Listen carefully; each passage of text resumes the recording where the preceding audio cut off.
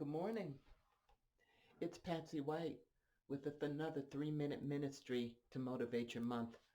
Trying to iron some things out with my bills.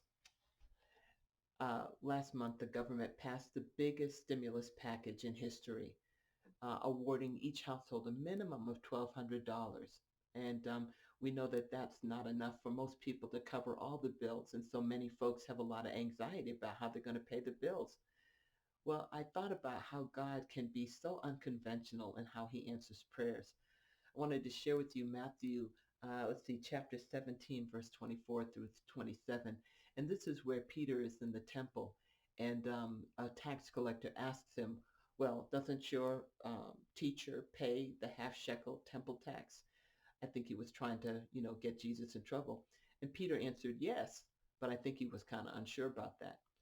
So when he talked to Jesus about it, Jesus said, well, we are, does the master charge tax to his son or to strangers? And Peter said, to strangers. So Jesus said, well, that's true. So basically what that meant is that they shouldn't have to pay taxes. But he said, because we don't want to offend them, go down to the sea and catch the first fish. It will have a shekel in its mouth and it will pay for both of us. So I want to share this morning about kind of the ABCs of how God can answer our prayers in very unusual ways. And the first is like A, ask the master. The second is B, believe for the unusual. And C is count on his answer. So A, ask the master. So I believe that when, the tax collector asked Peter for the shekel, that, half shekel, that he was not sure what he should answer. He answered yes, but the fact that he didn't just go ahead and pay it meant to me that he didn't have it, which meant that he was probably embarrassed about it. So what did he do about it? Well, the first thing he did was he asked the master. He asked Jesus about it. So B, believe for the unusual.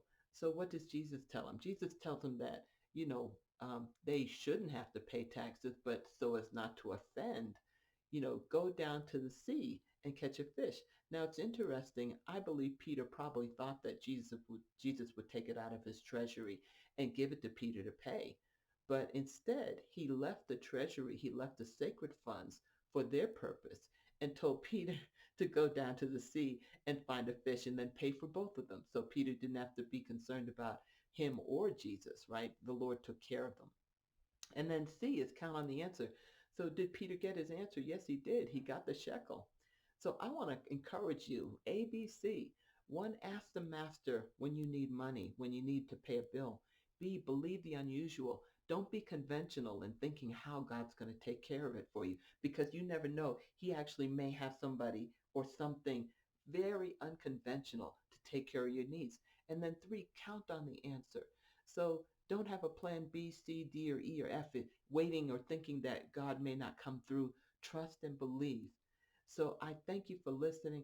I pray that this blesses you, and I'm going to still work on ironing these kinks out, but I'm believing God. Amen.